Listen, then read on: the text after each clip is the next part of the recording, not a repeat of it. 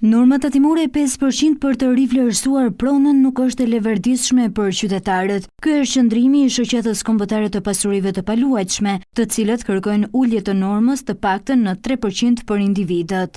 Pra individi ngarkohet me 5%, edhe entiteti komercial ngarkohet me 5%. Entiteti komercial e përfshin në pasqyrat financiare në fund të, në 31 mars të 2026 dhe këtë 5% që ka paguar ka mundësi të fusi si shpenzim të zbrishëm në tatimin e fitimit. Ky 5% që sidomos për banesat do duhet të jetë 3% dhe më pas le të vazhdoj për entitetet komerciale siç ka qenë. Rivlerësimi i pronave pritet të nisë në janar të 2026 dhe të mbyllet më 31 dhjetor, por sipas shoqatës kjo kohë nuk mjafton për shkak të numrit të lartë të pronave që pritet të përfitojnë. Vetë censusi i fundit tregon që duhet ketë parafërsisht diku te 450 deri në 500.000 banesa të cilat duhet të futen në proces rivlerësimi, sikur këto mos janë rivlerësuar asnjëherë në të shkuara. Sipas shoqatës, rivlerësimi duhet i nënshtrohen edhe pronat në proces legalizimi apo kontratat e porosisë.